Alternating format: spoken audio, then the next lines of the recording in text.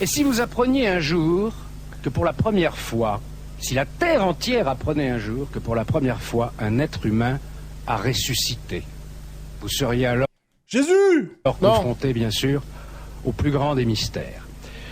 Dans cette émission, connais ou nous pas avons souvent rapporté les expériences les plus folles, les aventures les plus insensées pour parvenir à ce rêve vieux comme l'humanité qui est de défier la mort.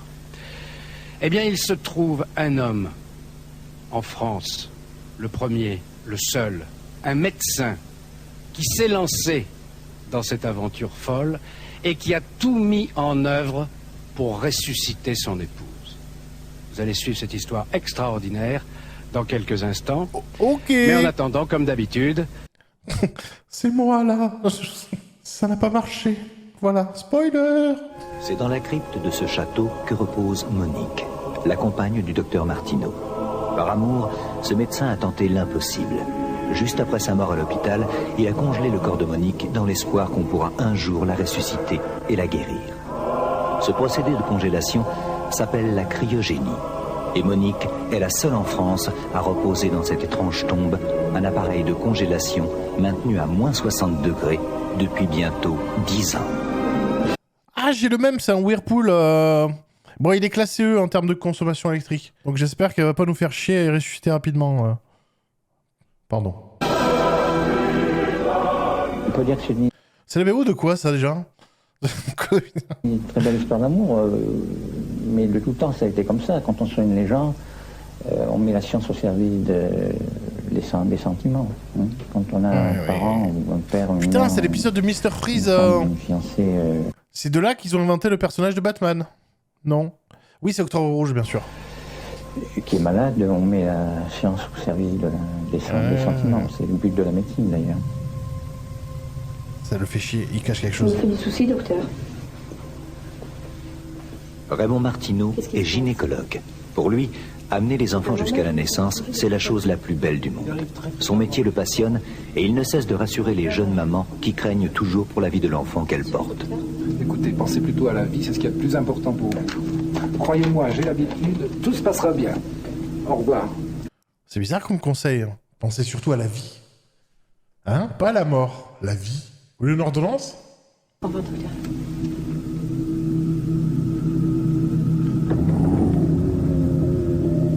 À ses heures de loisirs, dans son château près de Saumur, le docteur Martineau continue de travailler.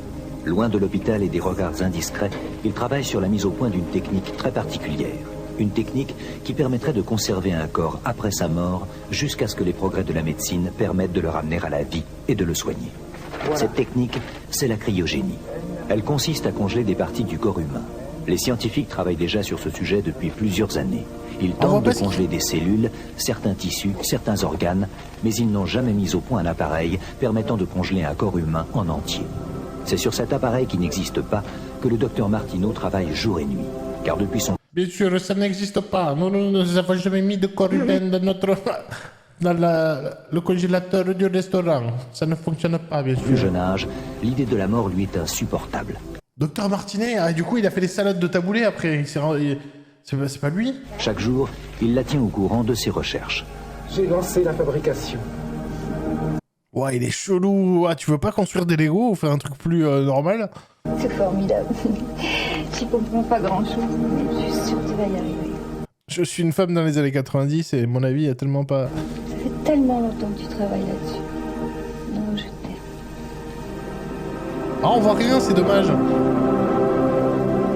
La cryogénie, il faut en fait se référer aux États-Unis ou au docteur Martineau. Alain Larez, ingénieur en La France, cryobiologie. qui est un...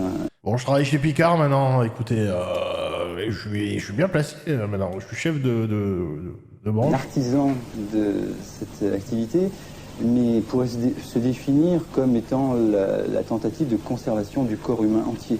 À l'âge de 7 ans, j'ai pleuré quand j'ai su qu'on disparaissait, qu'on aboutissait à la destruction physique, à la mort. À 7 ans, t'as vécu les 7 premières années de ta vie en mode... Enfin, quand même. D'accord, donc voilà. Donc quand on t'a dit que le petit chien il est parti en vacances, t'as vraiment cru qu'il est parti avec une valise. Mais il est pas revenu, il nous a pas montré des photos, pourtant, oh là là, C'est le 5e chien qui part en vacances, zut. Et j'ai toujours été décidé, motivé, comme on dit maintenant, à faire cela. Il fait tellement savant fou, il fait plus Frankenstein que... Parce que ouais, Nathan, il veut construire un frigo, en fait, pour l'instant, il parle pas de... Oui, les tissus peuvent être abîmés par la température, le givre. Non, si je vais faire un frigo, comme ça je peux faire des grands glaçons, pour faire des grands apéritifs. Enfin, après 10 ans de travaux et de recherche, le grand jour est arrivé. Le docteur Martineau conduit sa femme dans la crypte du château. Oh non, oh mon Dieu. Putain, Alien Covenant, regarde ce bac. Vas-y, penche-toi, chérie. Oui, penche-toi. Plus bas. Tu peux m'attraper des choux-fleurs congelés en bas, là. Oui, tout le sachet. Poup. C'est là qu'il a construit la machine de ses rêves. C'est beau. Celle qui lui permettra de transgresser les lois du corps humain. Avec émotion, il la montre à Monique, car elle lui avait tenu cachée jusqu'à ce que l'appareil soit complètement terminé. L'aboutissement de toutes mes recherches. Bon, ben, c'est le divorce. Bon, c'est là que je me suis dit, non. Écoute, on n'a pas d'enfant, donc c'est l'occasion. Bon, au moins, on va pas déchirer... voilà. On n'aura pas de problème de garde alternée. C'est cool.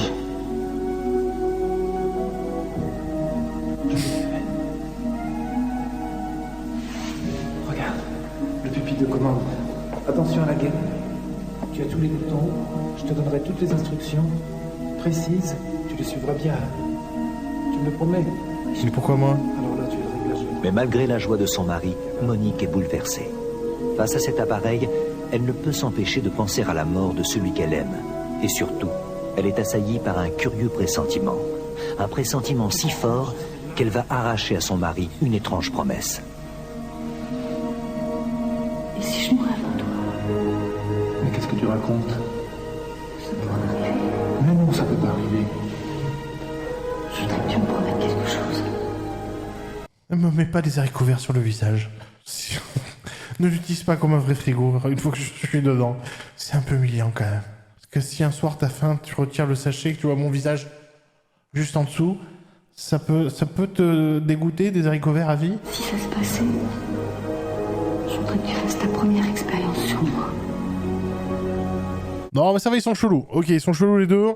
C'est très bien, mariez-vous. Ah, c'est déjà fait. Mais fais un 2 places, ouais, fais pas ta pute, franchement. Qu'il y ait un peu de romantisme là-dedans. Promets-le. Promets-le. Oui, ça va, bon, j'avais mis mes magazines déjà dedans, mais bon, d'accord. Comme j'étais plus âgé qu'elle, je pensais m'en aller le premier. Et on en avait parlé bien avant. Elle était complètement d'accord.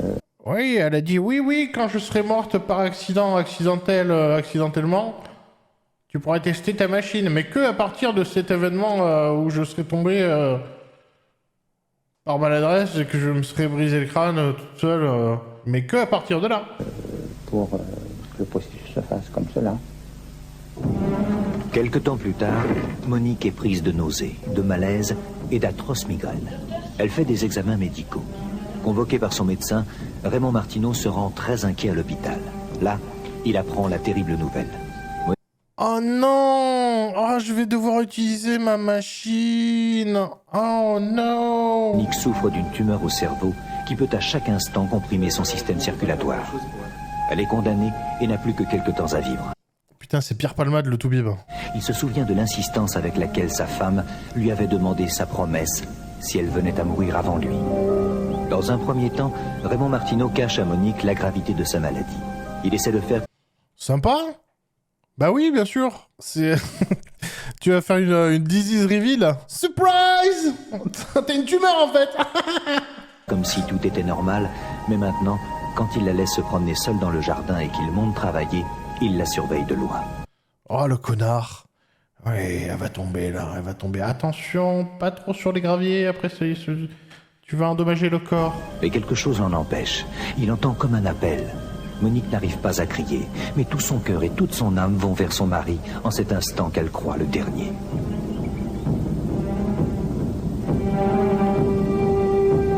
Sans entendre un cri, Raymond Martineau aperçut la douleur de sa femme. Monique est hospitalisée immédiatement. Elle sait qu'elle vit ses J'ai manqué un prout. Non, quand même, il faut avec parcimonie. derniers instants.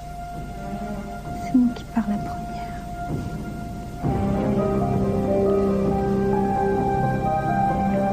Je veux pas que tu sois triste. Mais là, maintenant, faut pas briser la chaîne du froid. Hein. Je ferais que tu le fasses sur moi. Je crois que j'ai jeté un froid. LOL. Putain, l'éclairage bleu sur sa gueule, c'est vraiment... c'est vraiment un peu de trop, les gars. Toi, le joueur numéro 2, lance le dé. Si tu fais un 3... Pardon. Ce sera ma meilleure façon d'entrer à la maison maintenant.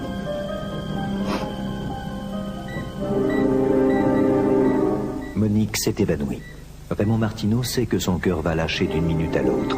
Tout est prêt pour préparer son corps à affronter le froid dès qu'elle rendra son dernier soupir. L'interne est là pour assister le docteur Martineau.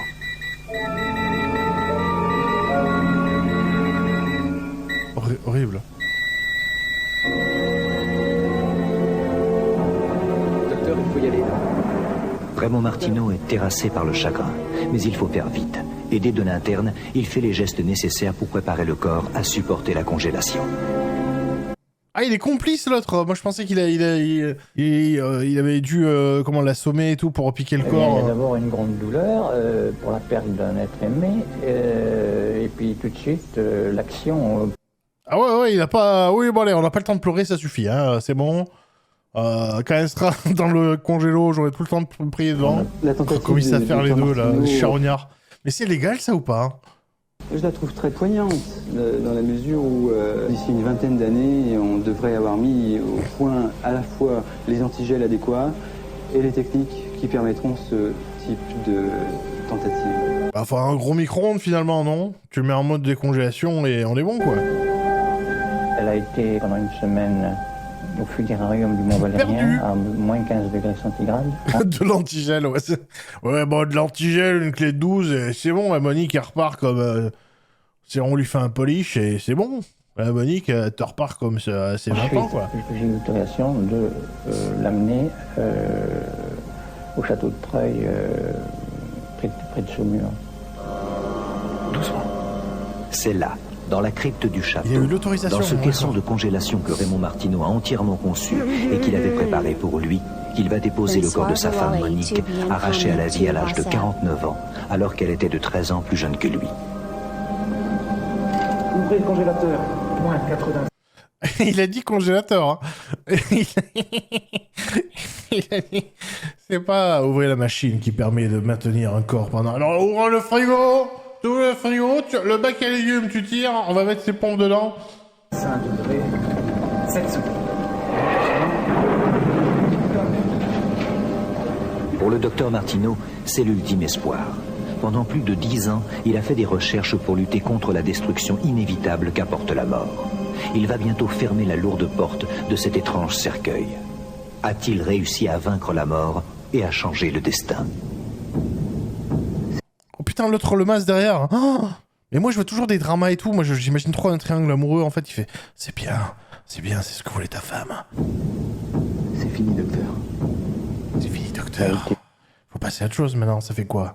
Une demi-heure qu'elle est morte? Vous pouvez refaire votre vie? Et avec une pointe à moins 85 degrés centigrades. Et une pointe... Ah, c'est pas un congélo de merde, hein. Il fait des pointes à 85, moins 85. Il y a un bac pour faire des esquimaux, là, pour les gosses. Il y a juste à mettre les bâtonnets, et tu mets du sirop, enfin de l'eau, quoi? 2 heures, 3 heures. Et ensuite, à moins 55, moins 60 degrés centigrades tout le temps. Ah, t'as une coupure de jus, tu fais quoi? T'appelles l'assurance, tu fais allô? Ah ben... J'ai quand même perdu ma femme avec vos conneries, là. Ça fait 10 ans que ça tourne à moins 85, là, vous êtes bien content, vous êtes bien sucré sur la facture. Eh monsieur, vous jetez, vous avez qu'à jeter, et puis on vous rembourse. Mais non, mais oh! Comment il parle de Monique, lui? Elle décongèle, là, dépêchez-vous! Je fais quoi, là? Bah, mettez dans une glacière. Mais rentre pas! Ouais, elle avait pas un gros cul, mais quand même! La famille s'est pas opposée, et puis même du côté scientifique et médical, le corps médical ne m'a jamais contré. Hein. Aujourd'hui, 10 ans après ce drame, Raymond Martineau descend à la crypte du château où repose sa femme. Là, il se souvient de leur amour et il garde au fond de lui cet espoir fou qu'il la reverra un jour vivante. Quand on lui dit que la probabilité de réanimer Monique dans le futur est infime, il espère malgré tout que les progrès de la science pourront un jour permettre de sauver sa compagne et que sa tentative servira à la médecine. Spoil, il est mort. Non, mais je crois bien que ce soit le cas, non? Est-ce qu'il est avec? Est-ce qu'ils ont réussi à le compacter et le mettre avec? C'est un peu romantique, un peu glauque. L'avocat de Rémy Martineau, monsieur Alain Fouillet, FITUB administration, le 6 juillet 2006, le Conseil d'État lui donnait tort. Aucune base légale à la congélation des corps de Rémy et Monique. Merde. C'est une panne du congélo lors des travaux qui fit abandonner leur fils Rémy, entraînant leur incinération. Oh putain. Oh, c'est vrai, c'est la véritable histoire. Bon, c'est la fin du sujet, là, je suppose, donc on peut spoiler, mais quand même. Mais j'étais sûr que ça allait être con, putain. C'était obligé que ce soit con. Du coup, il était dedans, lui aussi. Putain, mais là, ça veut dire que le fils, il vivait dans la maison avec les deux au frigo, quoi. Oh là là, putain, mais tu fais pas des soirées chez toi. Rémi, je vais aller chercher des glaçons, là, parce que c'est pour la pina colada. C'est où le frigo? Tout droit, au fond du couloir à droite? Attends. Rémi, il y a 2 personnes dans le congélo, je fais quoi? Et pas de glaçons. Pour être sûr que le corps demeurera intact, Raymond Martineau a installé un groupe de secours qui alimente le caisson en cas de panne électrique. Eh ben, ça n'a pas suffi. Fallait pas faire le radin. Fallait acheter le dernier Arthur Martin Electrolux. Voilà. À acheter des Continental Edison, des Blue Sky de Carrefour. Eh ben, voilà où on en est. Le congélateur est constamment surveillé et maintenu à la bonne température. À un moment donné, j'ai été hospitalisé à l'hôpital de Saumur et j'ai demandé à une infirmière ce qu'elle pensait de mon affaire. Elle a levé les yeux au plafond, soulevé les bras au ciel, et elle m'a répondu, il faut bien qu'il y en ait un qui commence. Elle a levé les yeux au plafond, les bras au ciel. Ouais, bien qu'il y en ait un qui commence. Ouh. Monique repose ici depuis 10 ans. Personne ne sait exactement dans quel état elle est, mais, tel le gardien du temple, Raymond Martineau veille sur son sommeil. Il prépare un autre caisson de congélation pour y être lui aussi congelé après sa mort et peut-être retrouver Monique un jour. C'est son fils qui déposera son corps et qui veillera sur eux. Ah mais oui, mais le problème, vous avez un fils dissipé, qui n'a pas fait gaffe, qui n'a pas payé l'essence du groupe électrogène. La tentative de Raymond Martineau pour parvenir à survivre au-delà de la mort est-elle vaine et vouée à l'échec? Ou pourrons-nous un jour, par ce procédé, arriver à réaliser l'un des plus vieux rêves? Est-ce qu'ils ont quand même essayé, genre, bon merde, c'est aujourd'hui, il n'y a plus de jus, allez, bon, qu'est-ce qu'on fait? On les met dans un micro-ondes? On attend quoi? On regarde... on les met dans la cheminée, on attend un petit peu, et tu regardes la montre, et genre toute la journée, on fait, bon, ben... Allez, ça fait 15 heures qu'ils décongèlent. On fait quoi? Ils sont morts, hein. Ouais, on dit ça, on fait ça? Allez. Alors, en bas, le Didier, c'est foutu. Et voilà, des milliers de francs jetés. Putain, je me moque pas, mais c'est compliqué. Il aurait dû regarder l'épisode de Batman. Voilà où ça mène après. Ça aurait été bien qu'il terrorise la commune d'à côté avec un pistolet froid. Vous allez le payer, habitants de Saumur. Je fais bien le canon. Hein. On peut aussi penser, bien sûr, que quel que soit le résultat de la tentative de Raymond Martineau, quoi qu'il arrive, de toute façon... Il est là ce soir! Non, je déconne. Elle pourra peut-être profiter à la recherche scientifique et nous allons bien sûr parler de cet aspect du problème avec nos invités, le docteur Raymond Martineau, que vous reconnaissez, et le docteur Gisèle Novakovic, docteur médecin à l'hôpital de la Timone à Marseille et spécialisé justement dans les recherches en cryobiologie. Mais je voudrais qu'on revienne, docteur, sur le film qu'on vient de voir. Je voudrais connaître votre sentiment aujourd'hui, 10 ans après. Est-ce que vous, aujourd'hui, vous espérez revivre un jour avec Monique? Bien sûr, oui. Ben, ça, c'est une conviction personnelle, ça n'a rien de scientifique. Scientifiquement, on ne peut rien dire, c'est dans le futur. C'est dans le futur. Oui, vous avez fabriqué un congélateur. Vous savez pas comment ça marche un micro, mais... Non, mais allez-y. On ne peut pas prouver dans le futur d'une façon certaine. Hein. Oui. Moi, je le pense, j'ai une conviction personnelle, hein, puisqu'on peut greffer tous les organes. Il vous est bien sûr venu à l'idée, Raymond Martineau. Mais qu'est-ce qu'il fait là? Il fait quoi là? C'est quoi cette position hein, si tu t'es cru où là? On dirait Domingo d'un popcorn. Que vous pouviez décéder vous-même avant que la cette position. science soit en mesure de donner suite à votre tentative. Dans ce cas-là, qu'est-ce qui se passera donc? Eh bien, mon fils s'occupera de moi. Nope. J'ai laissé des instructions à la mairie, à la préfecture, pour qu'on me mette à côté d'elle. Et puis, l'expérience continue, la tentative scientifique.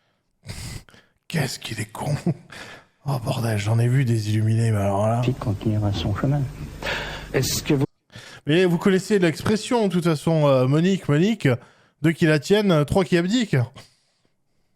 Attention, hein, je vous ai vu... Vous avez déjà éprouvé une envie irrésistible d'ouvrir ce sarcophage, en quelque sorte, pour voir dans quel état était Monique? Pour le moment, c'est pas possible, parce que, il y a d'abord, on ne touche pas à une sépulture, c'est une loi, un rite millénaire.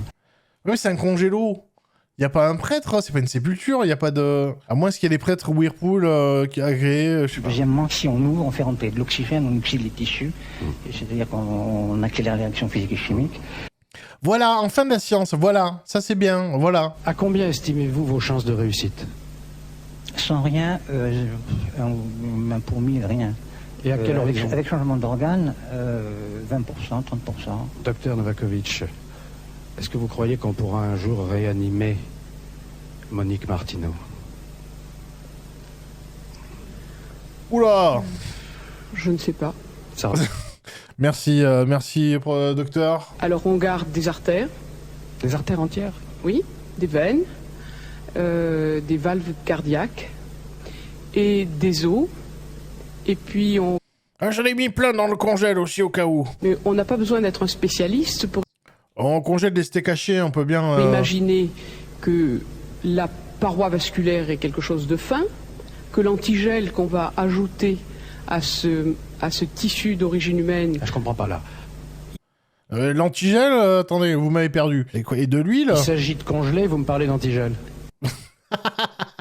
Alexandre dans les cordes. Oui, on congèle, mais si vous congelez un morceau d'artère sans rajouter un antigel, vous allez tout casser. Et on ne récupérera absolument pas la structure. Et t'as Raymond à côté qui fait « Oh putain, mais c'est ça! Mais c'est ça, j'ai oublié, c'est l'antigel. Oh, je peux vous quitter 5 minutes, j'ai oublié de faire un truc.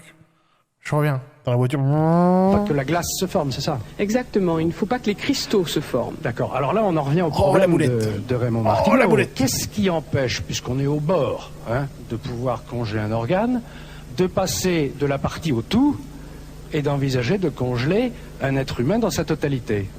Permettez-moi de vous dire qu'on n'est pas au bord de savoir congeler les organes aujourd'hui. On ne sait pas le faire. Est-ce que le même antigel, je préfère cette formule, pourrait servir à tous les organes? Mais défends-toi Raymond, elle est en train de dire que tout ce que t'as fait ça servait à rien. Et vous allez me dire quoi? Que voilà, qu'un jour on va décongeler, ça va pas marcher, que mon fils il va faire une connerie et que... Absolument pas. Ah. Chaque type de cellule, chaque type de tissu a un antigel spécifique Cryoprotecteur. Et en particulier, par ailleurs, une descente en... Il a essayé de participer, le pauvre. Oh là là, c'est triste, elle lui a démonté son truc. Il va rentrer chez lui déprimé, il va faire « Ah putain, mais en fait, c'était con depuis le début. J'aurais pu faire un bel enterrement avec des belles fleurs et tout. J'aurais pu lui prévenir qu'elle avait une tumeur aussi. Ça aurait fait de moi quelqu'un de sympa. » La vie, ce sont les réactions chimiques et physiques qui sont liées au sein de la cellule. Et le jour où l'on saura les réactions chimiques et physiques au niveau... On saura les suivre. Quoi? Au niveau moléculaire et atomique. Qu'est-ce qu'il dit, papy? À ce moment-là, on saura premièrement guérir le cancer, le sida et toute maladie génétique et autres. On saura freiner, deuxièmement, le vieillissement, sinon supprimer, parce que ça ferait un rendement de 100% ou un rendement plus grand qu'un. Et... Il lui coupe déjà la parole, oui, bon. Allez, bon, papy, on va te ramener au frigo, là. Troisièmement, on saura... on saura réanimer des corps congelés, des organismes congelés. Pour conclure, je reprends ce que je Il a froid le porc. disais tout de suite après le film. Est-ce que vous pensez que quoi qu'il arrive, même si le docteur Martineau ne parvient pas, il ne verra jamais sa tentative couronnée de succès, qu'en revanche, ce qu'il a tenté peut servir à la recherche scientifique si un jour on ouvre ce sarcophage, qu'on examine le corps de Monique Martineau? On apprendra des choses? Bien sûr.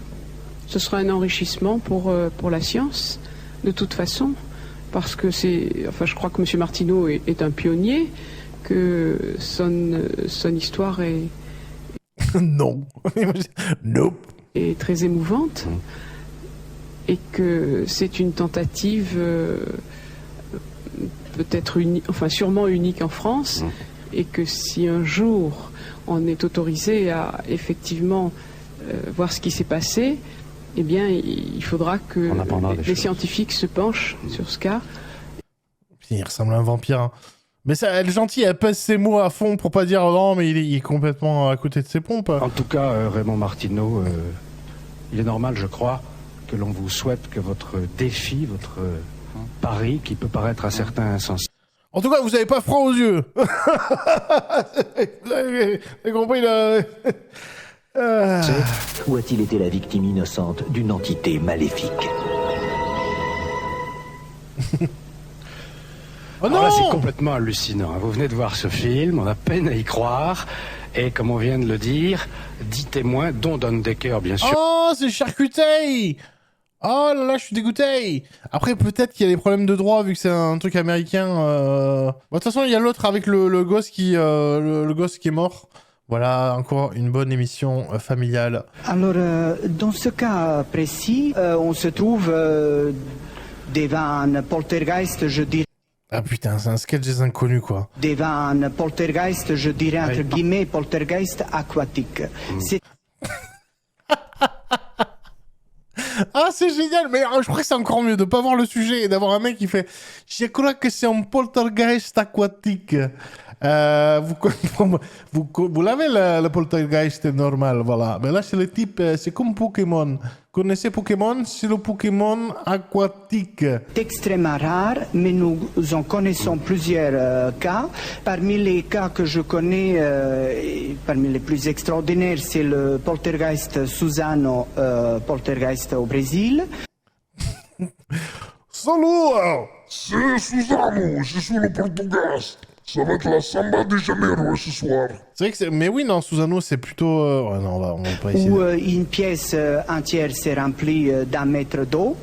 Et quand on ouvrait des portes, l'eau restait comme coupée au couteau, comme un aquarium sans mur. Elle coulait pas? Oh là là, mais c'est pas... Il y a des gens, ils ont tellement envie de passer à la télé. Moi, je penserais plutôt pour cette deuxième théorie. Moi, j'ai plutôt étudié les phénomènes de... Ah, ça, il y a un petit truc à vendre, un petit produit dérivé. Moi, je fais des t-shirts aussi. Hein. L'après-vie, Hélène Renard. Renard, chenapan. De possession diabolique. Et il y a dans cette histoire... Ah oui, bah allez, on y va. Ramenez tout, le bastien. Oui, non, mais c'est de la possession, ça. C'est un démon aquatique. De plusieurs phénomènes. Il y a notamment le... Oui, regarde. Voilà, j'ai peur. Je crois qu'il est monté dans le plafond. Le poltergeist. Vous le voyez ou pas? Il va nous jeter de la cristalline. Il y a aussi la très mauvaise odeur qui se retrouve dans plusieurs cas aussi de possession. Hein? Il y a enfin l'eau. Moi, ça me surprend parce que si c'était vraiment diabolique, ce serait plutôt le feu. C'est-à-dire, je crois que ceux qui... Parlons Pokémon un petit peu. Si on parlait de type démoniaque, c'est plus un type feu. Provoquent des incendies sont plus nombreux que ceux qui provoquent des inondations. Ouais. Alors pour vous, Don Decker, qu'est-ce qui s'est passé? Alors dans ce cas que je trouve extrêmement touchant, il y aurait relativement peu de choses à dire. Un gamin, à 7 ans, il se fait violer par son grand-père. C'est dommage, on rigolait bien et toi tu... Violé peut-être pendant plusieurs années, je n'en sais rien, mais c'est un secret terrible à porter, un secret psychologique lourd, mais aussi une souffrance physique inscrite dans le corps de ce jeune homme. Il a gardé son secret jusqu'au jour de décès de son grand-père. Il se rend à l'enterrement et intérieurement, sans pouvoir franchir le pas de livrer le secret, il est soulagé. Attention, tu vois là. Attention, on attend tous la chute. Alors, l'eau qui tombe, la pluie qui tombe, au-delà... Ça veut dire, ça représente le liquide là d'aspect sensationnel et humide. Est-ce que sont les larmes de regret de son grand-père? Pardon, c'est horrible. C'est... Je regrette, mon petit, je regrette. Regarde toutes ces larmes. Oh. Est-ce que c'est l'eau purificatrice pour laver du péché inavouable ce gamin? Vous êtes convaincu, Hélène Renard, parce que Oui, à moins l'explication de qu'on puisse Vladimir... penser que son grand-père dans possession. l'au-delà, finalement, continue à lui faire du mal. Oh là là, mais ils sont tarés les deux. Oh là là, putain, j'espère qu'il y a une ambulance qui les attend à la sortie des deux là. Oh, putain, ils sont battle de conneries. Ah ouais, ok, c'est à moi. Je vais sortir une connerie. Allez. Peut-être ils se battent. L'eau contre le feu. C'est possible aussi. Pour moi, le phénomène de possession est un phénomène réel. Puisque l'homme est possédé par lui-même. Mais d'origine psychique quand même, c'est ça, oui. L'homme est possédé par lui-même, est possédé par ses... Possédé par lui-même, par la couleur avec la couleur.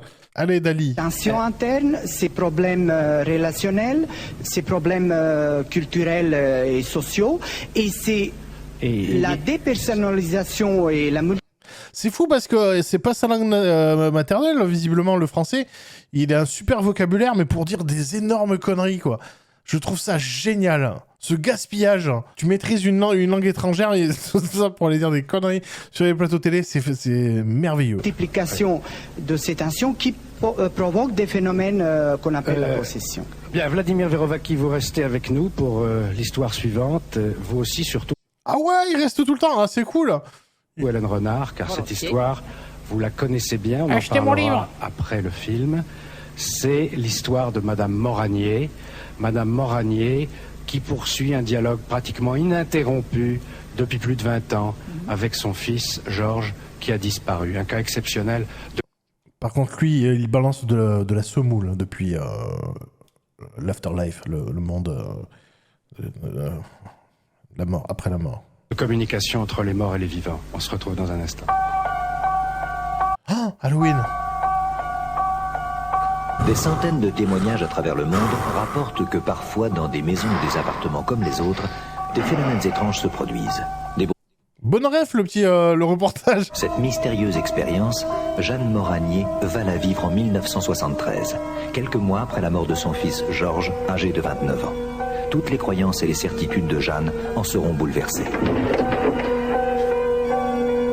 Et attends, il va choper un couteau et il va essayer d'assuriner comme dans ce film. Quelque temps après son décès. Oh là là, oh la prof de maths, l'instituteur. Allez, sortez vos carnets tout de suite. Un peu de conjugaison. Sortez le bled. Rappelez-vous le bled. Puis il y a des livres derrière, je suis sûr, il y a un bled. Franchement, tu fouilles. C'est quoi? Il y a un livre qui s'appelle Le Chinois. Ah bah, attends. Tous les frères, tous là, je sais pas. J'arrive pas à lire. Si vous arrivez à lire les 11 Chinois. Ah, c'est 11 Chinois. Ah, je l'ai pas vu. C'est peut-être une VHS. Hein. Il y a peut-être un film. Il y a les films de Kung Fu en fait derrière. C'est non, oui, de temps en temps, on a le droit à un petit divertissement en famille. Je me suis aperçue que des objets changeaient de place dans mon appartement. J'entendais des coups très légers, très discrets, sur le piano en particulier, sur les meubles, sur les cloisons. T'as peut-être un chat, Janine. Hein Jeanne, pardon. Une nuit, Jeanne et son mari dorment tranquillement. Quand soudain... Aïe! Putain de merde!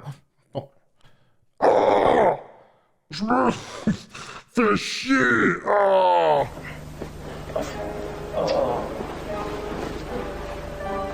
Oh, poltergeist, oui, mais... Oh. Jeanne est intriguée et inquiète. Une musique semble venir du piano. Quelqu'un se serait-il introduit dans la maison?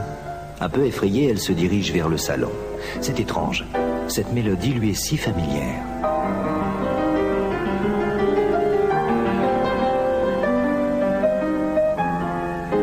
Ah ouais, elle est pas terrifiée, moi je serais... Mais il n'y a personne dans la pièce. Le piano joue seul. Jeanne est sidérée. Elle a reconnu la chanson préférée de son fils défunt. Ah, il jouait taille de bien. Si c'est un chat, il est balèze, effectivement, ouais.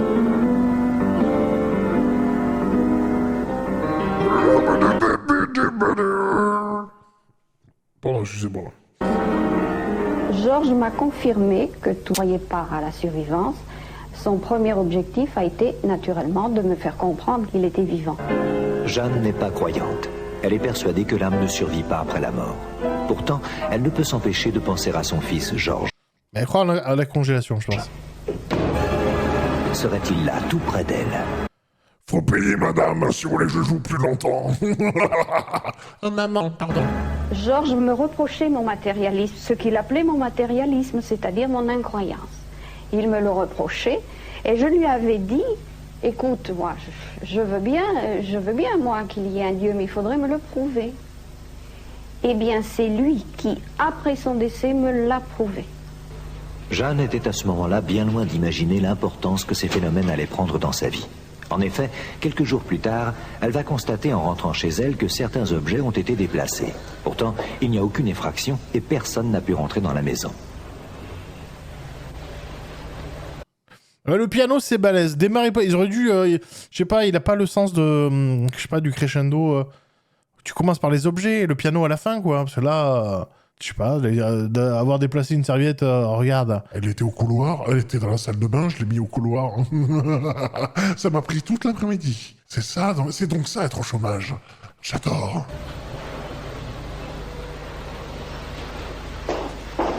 Ah, c'est un connard, quoi.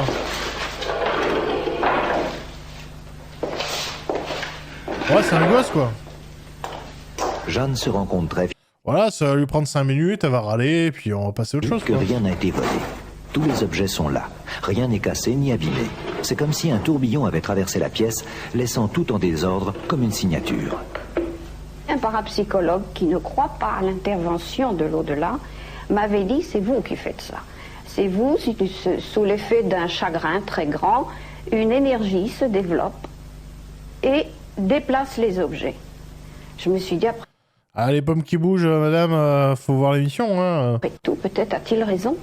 Si c'est Jeanne qui provoque ces phénomènes dans sa maison, comment expliquer qu'ils se produisent également chez sa fille Marie, qui habite à plusieurs kilomètres de là? Depuis plusieurs jours, Marie cherche son peignoir qui se trouve habituellement dans la salle de bain. C'est en allant dans le grenier pour y chercher autre chose qu'elle va le découvrir enfermé dans une vieille valise dont elle ne se sert plus depuis longtemps. Oh, le Quelques heures plus tard, la porte de la salle de bain se met à claquer, comme si quelqu'un était derrière. Pourtant, Marie... Elle le vit super bien. Enfin, ouais, putain, mais ils sont blasés, cette famille. Oh, ils sont là, ouais, bon, ok. Ok, une porte qui remue, ok. Ça va. Elle est seule dans la maison et il n'y a aucun courant d'air. J'ai tendance à penser que c'est mon frère qui me fait ça, mais rien ne me le prouve vraiment, parce que moi en plus j'ai aussi l'esprit scientifique, j'avais une profession scientifique et je suis très... Attendez, Marie, on n'a pas branché les lumières, là, ça tourne pas. Vous pouvez répéter ce que... Non? Ah, vous voulez rester anonyme? Ah, ok. Rationaliste aussi, et bien sûr j'ai des doutes, je ne vois rien, c'est ça, je ne vois pas... je ne peux que constater des phénomènes paranormaux qui se passent chez moi et hors de chez moi. Ben oui, un peignoir qui se déplace, ça peut être que ça peut être que le fantôme de mon frère. Moi, quand je serai décédé, je ferai ça, je bougerai des slips des gens pour les embêter, pour leur donner un message. Dans le cas de Madame Moranier... Il est là, lui. Coucou, vous m'avez manqué. C'est un pastel de nata. Les phénomènes physiques qui rappellent fortement... Mais on sait qui t'es, on sait que t'es le meilleur. Le GOAT, mettez le GOAT à côté. Poltergeist se déroule dans 3 endroits différents. C'est plus un Michel Saint-Vladimir. On est passé sur les Vladimir maintenant. Maintenant, on est des bandeurs de la Russie parce qu'on sait jamais, ça risque de mal tourner dans le futur. À son domicile. Bandeur de Vladimir en plus, voilà, comme ça on est très spécifique. Et au domicile de ses 2 filles, donc les 3 endroits étant différents et fort éloignés un de l'autre. C'est relativement rare. Janine, la seconde fille de Jeanne Moranier, sans même savoir ce qui se passe depuis quelque temps chez sa mère et sa sœur, va elle aussi être confrontée au phénomène de façon très particulière. Dans la chambre voisine, son petit bébé, tout juste âgé de quelques mois, dort profondément. Quand soudain... Il va jouer du piano, il va danser, il va piquer un peignoir. Ah non, bah il va faire un tour sur l'autoroute.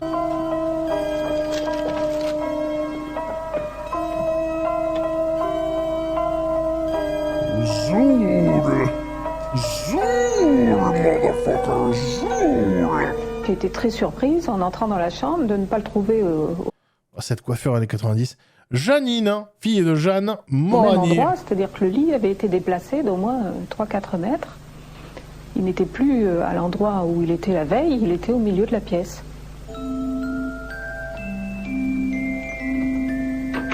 Le premier instant de surprise passé, Janine se précipite et heureusement, l'enfant dort profondément. Lorsque ma mère m'a dit que c'était peut-être mon frère qui se manifestait de cette façon pour me prouver qu'il était toujours en vie, ça ne m'a pas trop étonnée parce que d'abord j'étais croyant. Mais du coup, il a un fantôme de petit enfant en fait ou il a grandi? Attends, il est mort à 29 ans ou ça... Quelque temps après, Janine il est congelé. va être réveillée au milieu de la nuit par des bruits de vaisselle cassée. Pourtant, dans la cuisine, tout est parfaitement intact.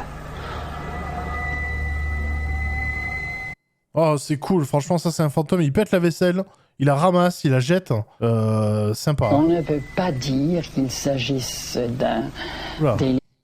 Jean Prieur. Oh, pardon. Spécialiste des phénomènes paranormaux. Mais ce n'est pas une profession, monsieur. Si, je suis Jean Prieur. Collectif, pour la bonne raison que ces trois femmes ne vivent pas ensemble. Géographiquement, elles sont très loin l'une de l'autre. Oh putain, il a aspiré sa langue d'une manière vraiment dégueulasse. Jean Prieur. Elles habitent très loin l'une de l'autre, ces jeunes filles. Et c'est ça justement qui est intéressant, c'est que chacune a eu ses manifestations dans sa propre maison, dans son propre appartement, et sans rapport avec ce que recevait leur mère. J'ai pas 18 ans. On pourrait parler de délire collectif si elles vivaient ensemble dans le même appartement. Troublée, Jeanne s'est décidée à aller voir un médecin. J'ai rien écouté aussi, je suis navré. Mais tout ça pour dire que voilà, c'est pas normal. Enfin voilà, le fait que ça arrive chez elles alors qu'elles habitent loin, ça renforce la théorie que c'est vrai parce que si non. Enfin. Il lui a conseillé de faire brûler des cierges à l'église. Quand j'ai fini par comprendre que c'était vraiment Georges qui se manifestait, que vraiment il y avait une survie, que par conséquent il y avait un Dieu que j'avais nié. Ouais, mais lequel? Ah, attention, il te met une chance sur 3 là. T'as bientôt cramé tous tes jokers. Ma vie a totalement changé. C'est seulement après que Jeanne ait prié pour son fils que le médium pourra tenter d'entrer en communication avec lui. On peut changer de braquet à la fin de sa vie et dire non mais en fait j'y crois. Je peux avoir une place au show. Ou alors est-ce que je peux venir faire du piano chez les gens? Ça a l'air marrant apparemment. Désormais, Jeanne est sur le qui-vive. Une nuit, un grincement étrange la fait descendre au salon. Mais cette fois, tout semble normal. Pourtant, Jeanne sent une présence dans la pièce. Jeanne, au secours!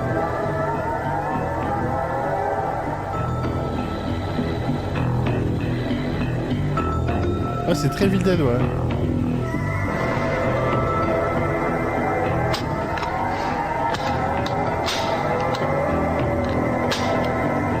Les phénomènes physiques sont absolument Jean Prieur indispensables parce que... Ils vont faire un buff en fait, ouais, il y a d'autres instruments qui arrivent. Il y a une contrebasse qui joue toute seule. Des terrestres, des survivants. Il est fatigué, genre non, il regarde pas dans les yeux, il fait et oui, je suis terrestre. Oh, j'ai mal au ventre. Est-ce que c'est fini? À quelle heure on finit l'interview? Il ne peut le faire que... parce que là, Voilà, c'est... C'est à ce moment-là que je voulais utiliser. Merde, hein, putain. Raté. Par des moyens matériels. On est d'accord, il a l'air malade, il a l'air pas bien. Cette même nuit, à plusieurs kilomètres de là, Marie est seule dans son appartement. Son fils Eric est en classe de neige et son mari en voyage d'affaires. C'est dans la chambre d'Eric que vont commencer d'étranges manifestations.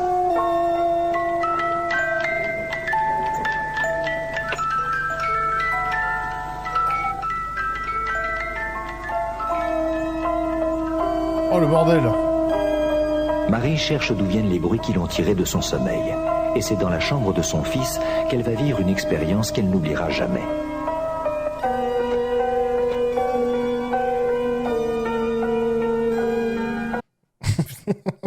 Elle exprime toujours ça. Voilà. Là, il y a un camion qui est de la jouet qui va te foncer dans les pattes. Attention, c'est terrifiant. Il y a la musique d'Halloween à fond, les ballons derrière. Attention, tu es terrifié. Tant pis. C'est pour la télé française, on s'en fout.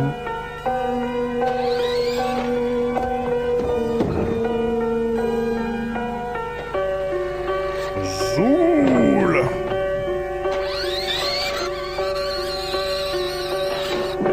Et maman, à cette époque-là, m'avait dit surtout n'aie pas peur.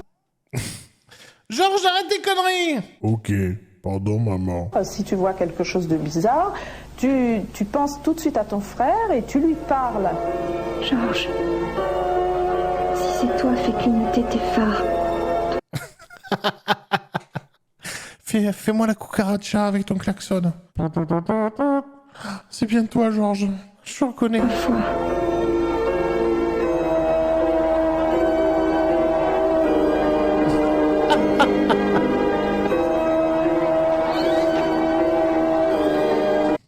Il n'y a plus de Georges.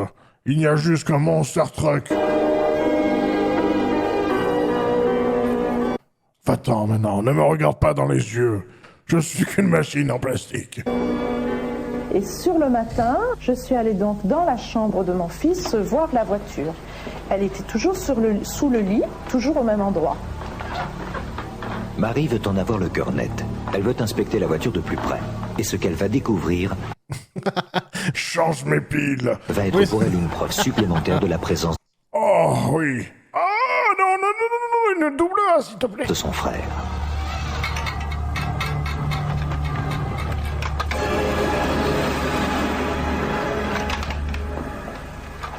J'ai osé la toucher et je l'ai vraiment manipulée, j'ai regardé partout. Elle a tout pété, elle a pété un pneu. J'ai constaté qu'elle n'avait pas de pile, ce qui est très important.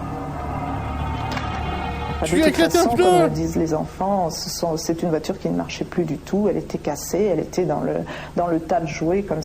Non, tu viens de la casser, on l'a tous vu. Tu viens d'arracher une roue. Ça qui n'était pas rangé dans la chambre. Jeanne continue de faire brûler des cierges en priant pour son fils. Le jour du rendez-vous avec le médium pour tenter d'entrer en communication avec Georges est enfin arrivé. Jeanne est partagée entre l'espoir et le doute. Est-il vraiment possible que son fils puisse lui parler ? J'ai pensé à aller voir un médium pour savoir comment était mon fils, ce qui se passait. La première question, bien entendu, que j'ai posée, c'était « Pourquoi t'es-tu suicidé ?» Parce qu'il s'était suicidé. Il a répondu pas à moi, au médium, je voulais reprendre ma formation. À 29 ans ? Il savait qu'il y avait une vie après la mort. Est-ce que c'est toi qui jouais du piano ? Oui. Ah, moi, vous me demandez moi ou... Ah, pardon, c'est vrai, oui, connerie du médium. C'était moi. C'est par écriture. Oh, le connard qui doit broder. Ouais, c'était moi, je t'ai fait le petit bonhomme en mousse en ré mineur. Automatique que le médium est entré en contact avec Georges. Jeanne est maintenant convaincue que la mort n'est pas une fin et que son fils est toujours près d'elle. Au bout de quelques mois, elle parviendra elle-même à recevoir les messages de Georges. Très vite. Ah, ça c'est horrible, ça c'est des connards qui viennent se greffer pour gratter un billet. Oh là là, qu'est-ce qu'il lui fait dire ? Le crayon a fait des courbes, des dessins. Waouh. Et je sentais une poussée dans ma main.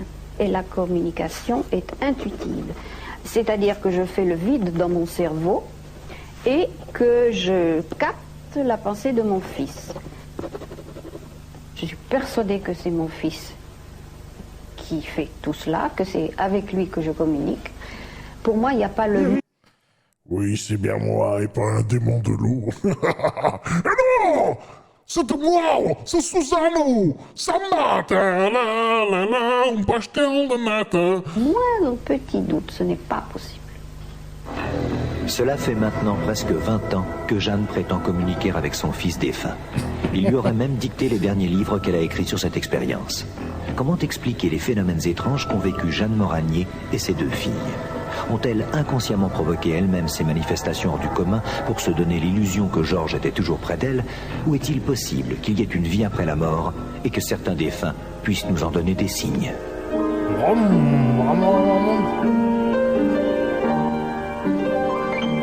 Et du coup, il télécommande la voiture ou il est dans la voiture ou alors c'est la voiture? Vous avez ramené le jouet ou pas, madame? On veut voir. Madame Moranier, merci de vous être prêtée à ce film et d'être là ce soir parmi nous. Ce dialogue avec votre fils Georges, il continue aujourd'hui encore? Il le continue, mais de façon différente. Nous avons écrit ensemble, enfin c'est lui qui me les... Un livre qui s'appelle 11 Chinois. D'ailleurs, vous avez pu le voir, qui est édité chez Flammarion. Il était dans le plan d'interview. Je sais pas si vous avez noté. Voilà, c'est sur les 11 meilleurs restaurants du chinois du Vaucluse. Il m'a dicté 7 livres. Nous avons terminé ce travail. Et maintenant, mon... recueil de blagues. Mon fils... L'univers spirituel. Et maintenant, mon fils me dicte des articles pour les journaux spécialisés qui le lui demandent. Voilà, ça c'est un beau macroniste. C'est pas parce qu'on est mort qu'on doit arrêter de produire, hein, de travailler. Et donc, voilà, je suis pigiste chez chez un magazine spécialisé dans le paranormal. Voilà. Au tout début, vous n'avez rien dit à vos filles. Vous ne leur avez pas parlé de ce qui se passait chez vous. Pas au tout début, parce que je me suis posé beaucoup de questions. Pas au début, mais ce sont elles qui m'ont appelé un jour, l'une après l'autre. Parce qu'il se passait des choses chez elles aussi. Voilà, c'est à ce moment-là que nous avons... Elle voulait un petit peu de droit d'auteur aussi, parce que mon peignoir, il m'a bougé mon peignoir quand même. Confronter nos phénomènes.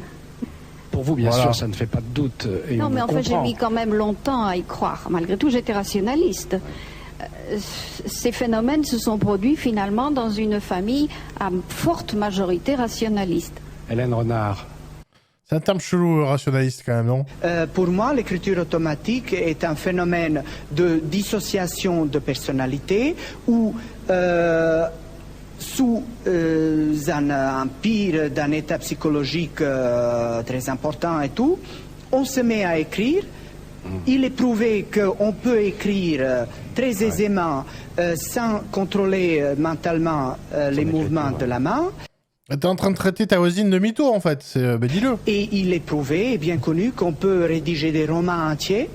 Il y a le célèbre cas de Chico Xavier au Brésil qui a un pays... Encore le Brésil, putain, mais... Oui, je vous l'ai dit, j'adore ce pays. J'aimerais y aller un jour, mais...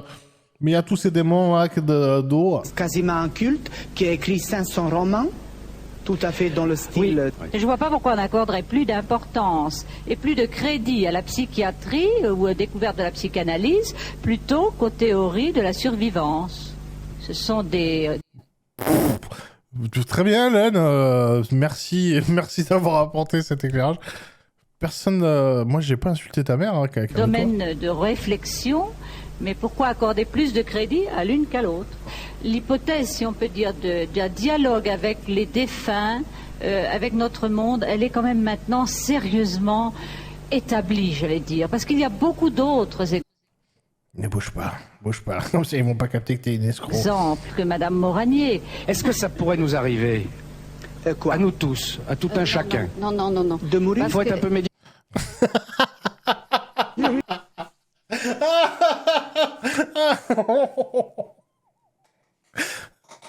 De mourir? De mourir?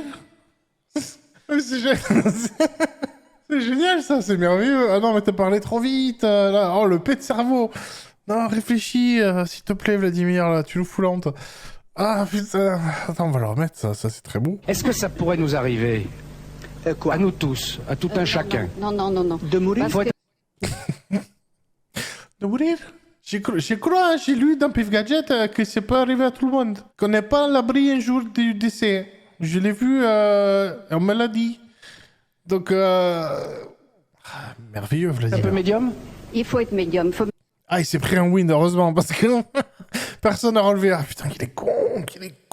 Mais tout à fait médium. Bah alors, vous le saviez avant que vous étiez un peu médium? Non, je ne savais pas du tout. Mais non, je ne savais pas. C'est la mort de mon fils qui a déclenché certainement cette aptitude à communiquer. Et il y a une chose qu'il faut comprendre, je voudrais l'expliquer. Pour comprendre la survivance et pour comprendre les phénomènes paranormaux, il faut savoir que nous avons tous, vous, comme moi, comme tous ces messieurs, ces dames, à l'intérieur du corps physique, un corps spirituel. Et c'est lui qui fait le travail.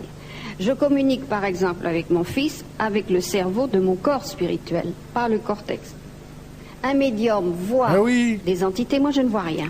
Hélène Renard et Vladimir Verovaki, je vous remercie, et je vous remercie surtout vous, Madame Moranier, pour votre tonus et votre charisme. Je vais pas relever parce que ça n'a aucun sens. Ce que vous venez de dire. Waouh, c'était compliqué le petit panel. Saint-Forgéo, un village ordinaire. Un documentaire du RUF. Ah ben on va mettre ça alors. Paisible et que rien n'aurait dû troubler. L'histoire que vous allez entendre, Daniel Rosac ne l'a jamais racontée en public.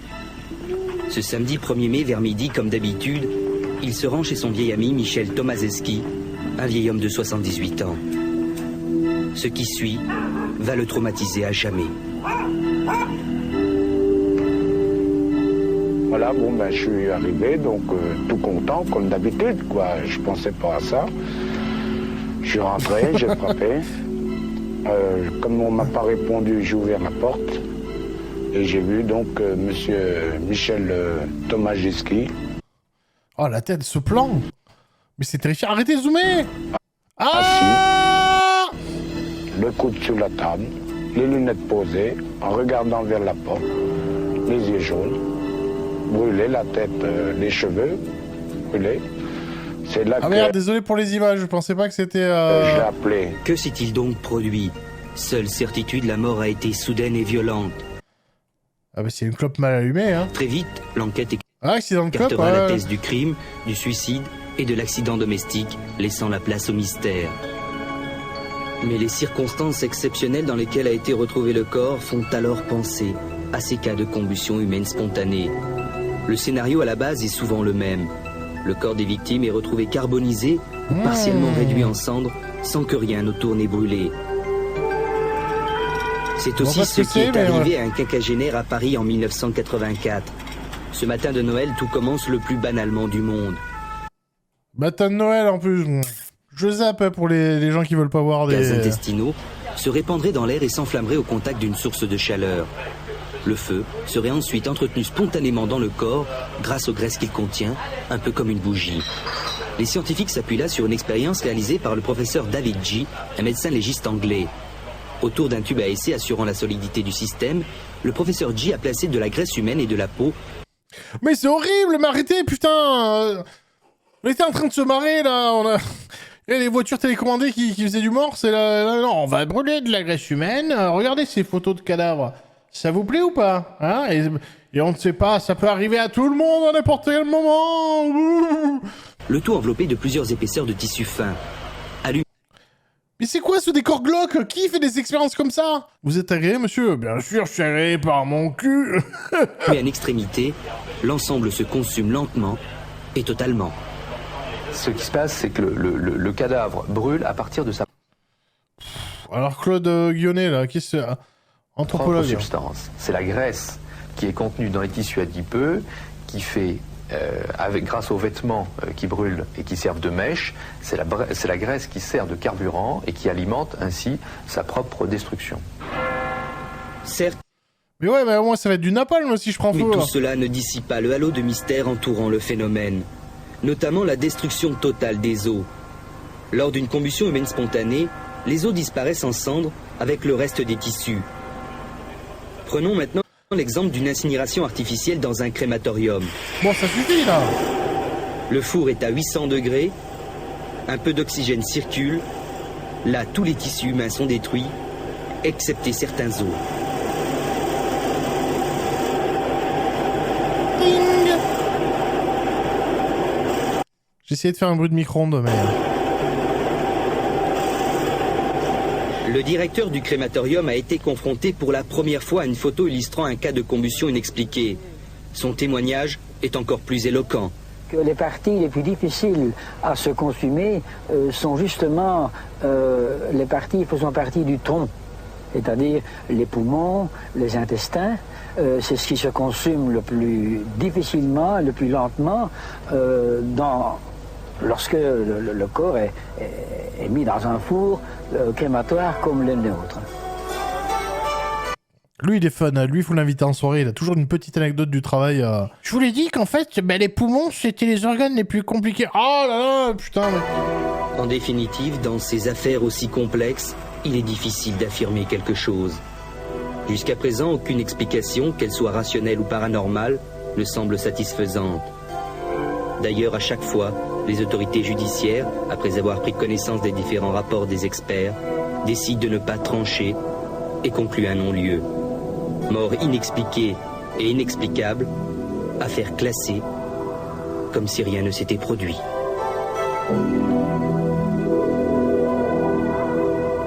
Voilà, j'espère que... Ouais, fait baser cette statue. Ces histoires d'autocombustion ne vous empêchent... Bonne nuit les enfants. Fallait pas rester jusqu'au bout, tant pis pour vous. Pas de bien terminer la soirée, ni de passer une excellente nuit. Avant de nous quitter, je vous rappelle les 2 informations essentielles.